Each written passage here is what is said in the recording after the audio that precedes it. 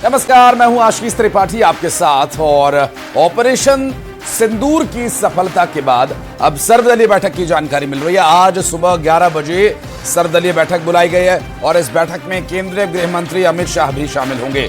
रक्षा मंत्री राजनाथ सिंह इस बैठक में शामिल होंगे और साथ ही कांग्रेस पार्टी के अध्यक्ष मल्लिकार्जुन खड़गे, कांग्रेस पार्टी के बड़े नेताओं में शामिल राहुल गांधी, विपक्ष के नेताओं को ऑपरेशन सिंदूर की जानकारी इस सर्वदलीय बैठक में दी जाएगी।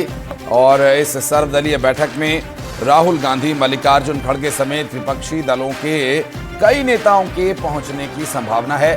और देखना होगा कि इस ब्रीफिंग में, इस मीटिंग में क्या कुछ तथ्य सामने आते हैं, क्योंकि जो विपक्षी दल हैं, INDIA गठबंधन के जो घटक दल हैं, वे सभी इस कार्रवाई से संतुष्ट हैं। इस कार्रवाई को लेकर वो सहमति जता रहे हैं, एकजुट हैं। देश की इस कार्रवाई से, सेना की इस कार्रवाई से क्या कुछ हुआ और इस ऑपरेशन सिंदूर के बारे में पूरी डिटेल जो विपक्षी दल हैं उन्हें दी जाएगी सत्ता पक्ष के द्वारा। और ये लोकतंत्र की खूबसूरती है कि जब देश साझा तौर पर, संयुक्त रूप से कहीं पर कार्रवाई करता है तो उस कार्रवाई को लेकर विपक्षी दलों को इसके बारे में जानकारी दी जाती है। और आज सुबह 11 बजे होने वाली बैठक में ये सभी तथ्य भारत सरकार की तरफ से सभी दलों को जानकारी साझा की जाएगी, जिन दलों के सदस्य संसद में प्रतिनिधित्व करते हैं। और ऐसे में ऑपरेशन सिंदूर के बारे में पूरी डिटेलिंग यहाँ विपक्षी दलों को दी जाएगी।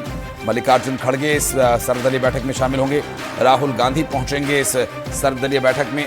और जिस तरह से ऑपरेशन सिंदूर चला करके टेररिस्ट कैंप्स को नेस्तनाबूद किया गया, उन कैंप्स पर कार्रवाई के लिए क्या, कैसे, कब तय हुआ, उसका एग्जीक्यूशन कैसा रहा, ये सभी विषय आज की सुबह 11 बजे होने वाली सर्वदलीय बैठक में बताया जाएगा। अशरफ काज़मी हमारे सहयोगी लगातार हमारे साथ जुड़े हैं। अशरफ, आज के जो सर्वदलीय बैठक बुलाई गई है, INDIA घटक दलों के वहां पहुंचने की संभावना है, कौन कौन से दल, कौन से नेता यहां पहुंच सकते हैं, क्या डिटेल्स मिल पा रही हैं 11 बजे होने वाली सर्वदलीय बैठक को लेकर?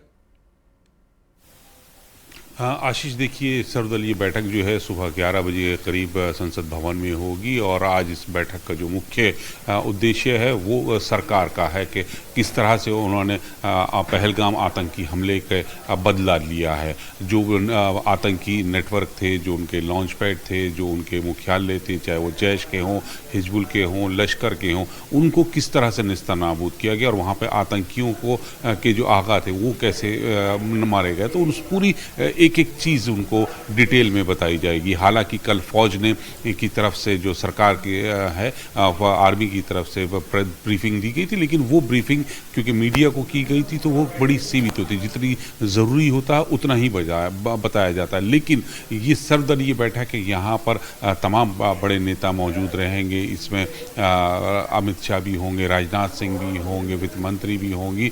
तो यहाँ पर विपक्ष को वो एक एक पहलू के बारे में बताएंगे कि किस तरह से ऑपरेशन शुरू हुआ, उसकी तैयारियां कब से की गई, कितने लोग इन्वॉल्व थे और इसका कितना इम्पैक्ट पड़ा दुनिया पर, कैसे हमने कूटनीतिक स्तर पर हमने दुनिया के लोगों को अपने साथ किया और पाकिस्तान को पूरी दुनिया से आतंकवाद के नाम पर अलग थलग किया। तो हर पहलू पर चर्चा होगी और पूरी विस्तार से जानकारी दी जाएगी। और इंडिया गठबंधन के जो दल हैं वो सब इसमें मौजूद रहेंगे। कांग्रेस की तरफ से अध्यक्ष मल्लिकार्जुन खड़गे होंगे, राहुल गांधी होंगे, और अखिलेश समाजवादी पार्टी की तरफ से होंगे, RJD की तरफ से होंगे, JDU की तरफ से होंगे। तमाम जो नेता हैं वो इसमें होंगे, चाहे वो शिवसेना उद्धव ठाकरे हो, वो सब लोग इस बैठक में शामिल होंगे। इस बैठक पर नजर बनी रहेगी। आपसे डिटेल्स देने के लिए अशरफ फिर लौटेंगे।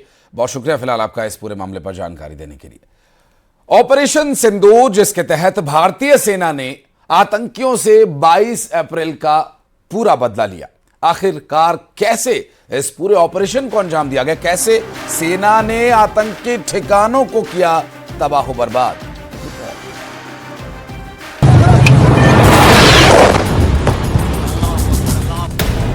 तारीख 7 मई, रात 1:05 ऑपरेशन सिंदूर।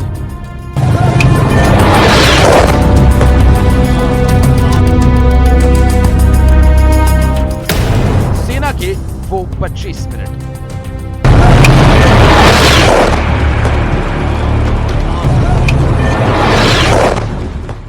जब देश नींद में था तो पाकिस्तान की नींद उड़ाने वाली उस स्ट्राइक को अंजाम दिया गया जिसकी दहशत पाकिस्तान को रह रह कर सता रही थी। एक के बाद एक 9 ठिकानों पर धमाकेदार हमला किया गया।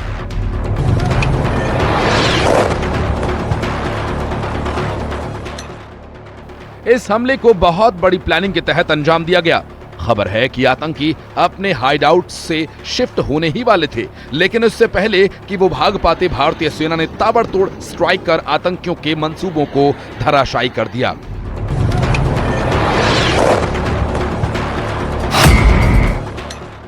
आतंकियों के ठिकानों को तबाह बर्बाद करने के बाद अब हर कोई इस ऑपरेशन के पीछे की कहानी जानना चाहता है और उन 25 मिनट्स की कहानी विदेश सचिव विक्रम मिस्री, कर्नल सोफिया कुरैशी और विंग कमांडर व्योमिका सिंह ने प्रेस कॉन्फ्रेंस में बताई।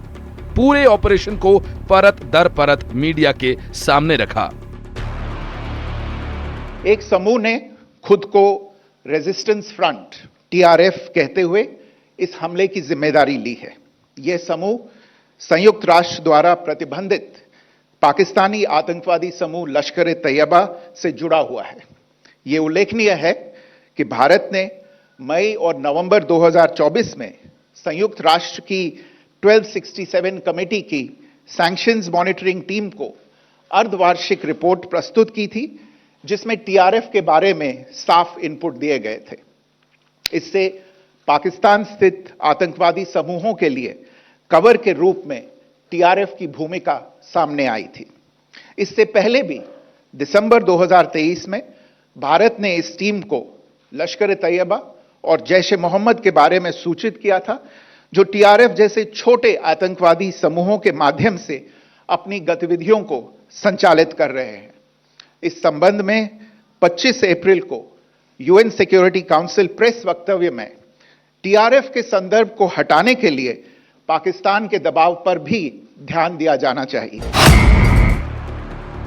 कर्नल सोफिया कुरैशी ने बताया कि कैसे रात 1:05 से लेकर 1:30 के बीच आतंकियों के 9 ठिकानों को तबाह बर्बाद कर दिया गया। सवाई नाला कैंप मुजफ्फराबाद, जो कि पीओजेके के लाइन ऑफ कंट्रोल से 30 किलोमीटर दूर है, यह एक लश्कर-ए-तैयबा का ट्रेनिंग सेंटर था।